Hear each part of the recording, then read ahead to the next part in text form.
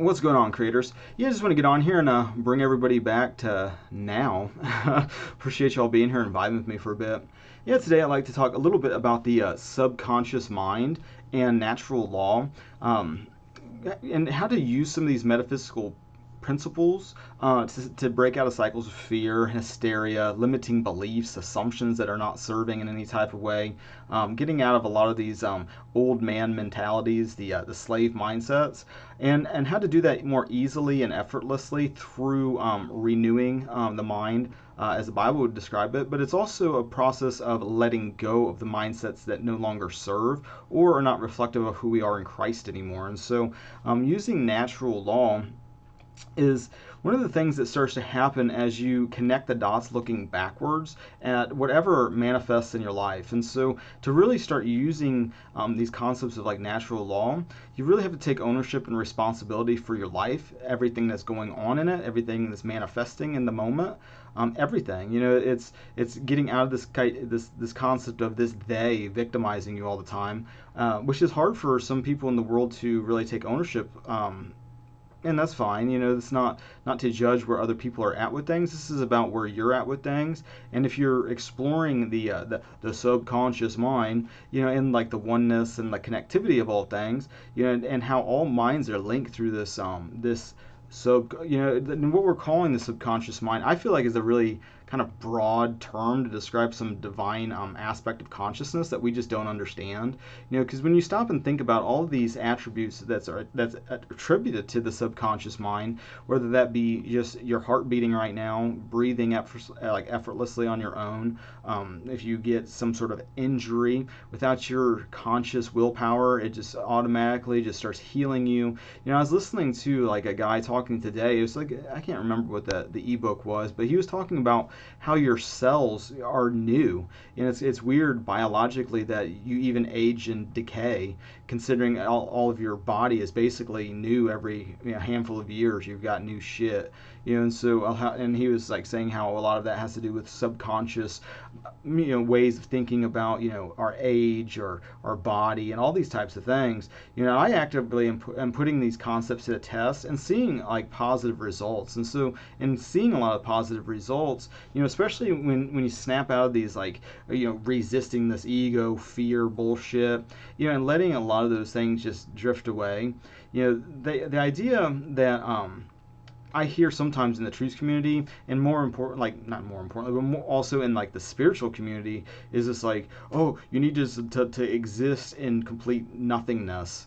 It's like, oh, you can't have a thought, you can't have a feeling. You're just supposed to be some numb whatever. I don't necessarily agree with that. It's if it's serving for them, to think that way, whatever. I don't feel like that's real. But like, what I do pick up on is the unconscious reactivity that starts to manifest in the mind when it comes to fear, especially of like the past replaying itself in the present. So just constantly trying to keep yourself safe from this danger, which unconsciously then starts to create more dangerous scenarios, because your subconscious doesn't seem to really care whether you're consciously doing this or unconsciously doing it, which is intense, because when you're unconsciously doing it, a lot of times you're accidentally manifesting fear in worst case scenarios and the undesirable into your life more and more so, because you're believing an identity, a self-concept based on separation, that there's this outer reality that you're not connected with, that includes like the situations of your life, on all areas. It's not just like, oh, in your spiritual life, but it's like every like metric of life as a human being that we are aware of, whether that be relationship, your job, your finance, your health, your wealth, whatever, the whole thing. It's all connected. And really, through stewarding, and what I mean by that is realizing that your state of consciousness is being externalized in every one of those key aspects, whether that's good or bad. And so much of it is like, no fucking way, Mike. Why would I like be suffering and creating these worst case scenarios and pushing wealth and prosperity away and pushing health away and pushing all these things away? And it's like, well, listen to the resistance and the argumenting, of this limiting belief. It's like you're attacking, because of this attachment to this belief, even, it's like you have to start checking these inner conversations about everything, because it has an effect, because it's being absorbed by your subconscious. And when you go to change states, for example, a lot of times that can stir up all of these limiting beliefs and assumptions that are buried on our subconscious. And what we're calling the subconscious is, a very broad brush. I feel like it's a lazy definition, for describing, because you have like the whole sleeping reality of the dream world, where you spend a third of your existence. And I mean, really think about that. A third of your existence is in this absolute, kind of realm where your subconscious is given credit for like creating all of these scenes, all of the shit that you never even seen with your own eyes. These entire realms that you just enter into every day that you go to bed, and have interactions with beings that you've never met, but they have form, and it's supposedly all inside your mind. It's just the way the waking world is all, it's all being projected and orchestrated through perception and the one creator, and that's part of like the law that you start to pick up on. Not to get really legalistic, because that can be very triggering for like Jews and like Christian people, that then immediately the law means to them the commands given to Moses, and that entire Old Testament way of being. We're not under the law, we're under grace, and it's important to remember that, because according to like the New Testament, like the law is a curse. And so what I believe, is also a curse, knowing then lets you be able to experience being blessed, because there's only one power, and there's only, and it's like God's using this law. And even Jesus said he didn't come to abolish it, he came to fulfill it. So in a lot of ways, we are also going to be charged with fulfilling this law, which we're all, not just, oh, fear, fear, fear. It's like, oh, I don't even know what is going on. It's like we're already fulfilling it. Your life is a direct reflection of that fulfillment. Unfortunately, for a lot of people, including myself at one point, is constantly just creating unconsciously undesirable, fearful situations that double down on more illusions of separation and linear time.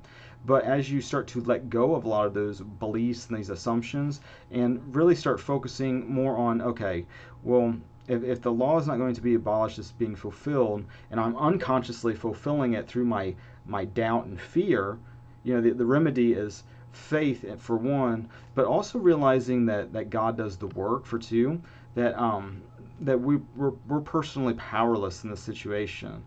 Part of like the old mind's thinking is in control, wanting to control every aspect of things to keep yourself safe from danger, which unconsciously then creates more things to be that are more dangerous, more shit, because whatever our desire is saying to us in the present moment, it's alerting us to a lack, a feeling of incompleteness, which is something we can put on in consciousness now, and actually use the law then constructively instead of unconsciously destructively using it, by thinking about and imagining worst case scenarios in the here and now, which then, think of it like throwing that concept into a pond. You throw that in there, then the ripples go out. And if you're unconsciously just doing that with fear and beliefs of a they, some secondary power that's victimizing you or whatever, and then you're creating the they, building it up through your attention and then your subsequent energy into that, then it just starts spiraling you, and then you're seeing it more and more, and it's fucking just coming back on you and coming back on you. And as you experience that state more and more, that's kind of the problem with using the law and the subconscious in error. Is then you start suffering, you start being drained of energy because you're not giving it. Because the fastest way to start to get what you actually are desiring, which is love, is to start to give it. Because we're all connected. And so as you start to explore some of that, in stewarding, it's not, oh, I'm going from 0 to fucking 500 miles an hour.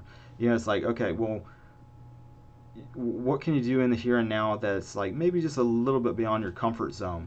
Because another aspect of things is, I want to say like ignoring, but like, it's important to realize, what has already worked, what isn't working, and use discernment and your God-given logic to, look at all these areas Is it serving? Is it not serving? Is it in alignment with love? Does it feel good? We're using our feelings and all those God-given types of internal checks and balances, is important to getting in harmony and on the right track. Because it's like, if you're doubling down on fear, suffering, feeling constrained, constricted, you're listening to thoughts of fear and separation, which then don't really resonate. They cause disharmony within your being.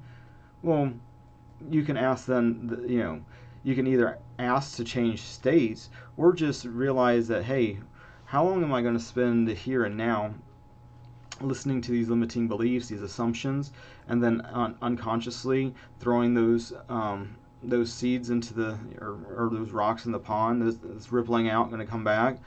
Why do I want to keep doing that to myself when I can consciously choose something different? And just in that conscious realization, you can start moving from, oh, I'm just reacting to old thoughts and beliefs that aren't real or serving, that are stored away in the subconscious, looking to be healed through truth and through forgiveness, forgiving yourself for even believing that, not trying to even destroy that thought. It's like, oh, it was just something I was thinking, but that's not what I want to be thinking. I can choose to think about, then fill in the blank, and then also think about, your relationship with God, and what is God thinking in this here and now moment. Does God sit here and just fret and worry about all these missed creations, or does God look at creation as perfect, and you being part of His creation, or God's creation, that you should be thinking of yourself the way God thinks about you, in perfection, in harmony with creation, in oneness, and all these kinds of flows, which is something that using the law, by connecting the dots looking backwards, you can go, oh, well, this is where I got a bunch of weeds in my garden, by just examining your life and what's manifested in it, and look at what's positive. But this is about kind of even getting out of just this concept of duality, because part of creating, even manifesting in duality, a lot of times will bring the undesirable first, which is the limiting beliefs that are holding you in that state of consciousness. So you got to face your fear, and then through facing the fear, taking action in spite of the fear, going for it anyway, then you start to renew your mind by taking new taking new action. Well, once you start to realize that fear is an illusion, and that God does the work, and that you can start having a relationship with your subconscious mind, and whatever that really is, it's like looking at everything going on within as being some part of divine creation, looking at it as being perfect. The Bible talks about like the Holy Spirit being within you, so is the Holy Spirit and the subconscious one and the same thing? It also talks about Jesus Christ being within you in the New Testament, part of the writings of Paul, which is given to, the Gentile world to kind of digest and unpack. But like, so it's like looking at all the things that are within, and that includes your imagination, you're able to visualize with your inner eye, but then also how you can start to just work on a relationship with the subconscious, which is in another form of saying your relationship with God, because all things are connected in creation, and so this fine line between subconscious and some divine thing, which is keeping you alive right now, which should be respected in that way. I mean, it's keeping your heart beating without you having to worry or effort about. If that stopped, so would your existence in that body. Not to say that your consciousness stops, because you exist in the mind of God, in a lot of different ways, and really trying to unpack what that even means, but where God is, so are you, in the sense that you are one with, you're connected. The two can't exist apart from each other, and that's part of a relationship with the law. This metaphysical law, not so much all these laws of man, all of these human constructions. This is more to do with really demonstrating the fruits of the Spirit. And doing so becomes more and more easy and effortless, as you're not unconsciously creating a bunch of fear and fucking worst case scenarios to deal with all the time. It's like, living in a state of constant struggle and duress and just bullshit and drama. And that's the kind of world a lot of people create for themselves unconsciously, because they're looking at things as being separate instead of looking at everything working in harmony and expressing and demonstrating this relationship with God, which you could start to put on tangibly for yourself to see if I'm even telling you the truth. You'll see it for yourself with your own eyes, and you'll know, not just blind faith of like, oh, well, this person out here said something, but it's like, oh, water's wet because I've fucking experienced water. It's like, it's not a big thing, but it's also in like the learning about kind of the principles that really work together good for just a state of being.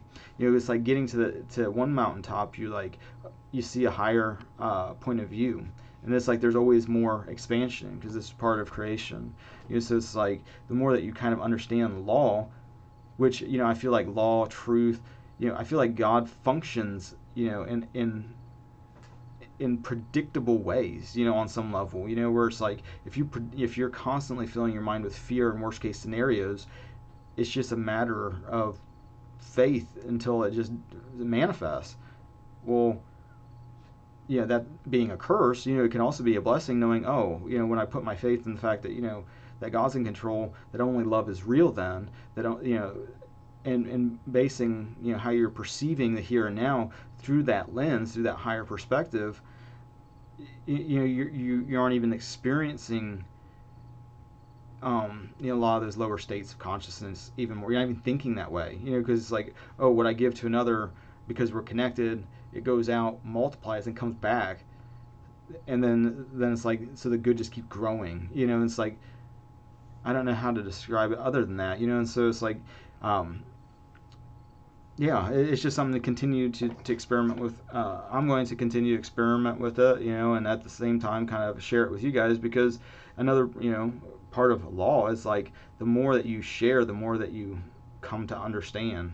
Again, it's part of what you give to another, you get, pressed down and like multiplied, and so it's like becomes like it behooves you to like then want to share it, because then as you share it with others, then not only do then they launch up in their consciousness, but then the past, which is an illusion, starts to shuffle to this present moment where, oh, well, now that you start moving in this direction, now there's like all these fucking books and everything about law and subconscious stuff that wasn't there before, but now exists in abundance. And it starts being drawn to you the more that you focus in and really kind of do that. And so that's one of the reasons I like to do that. I like to share that, for the collective good, but then also kind of selfishly, for just getting more exposed and awareness to something I'm already kind of naturally interested in. And so with that being said, I appreciate you guys liking, sharing,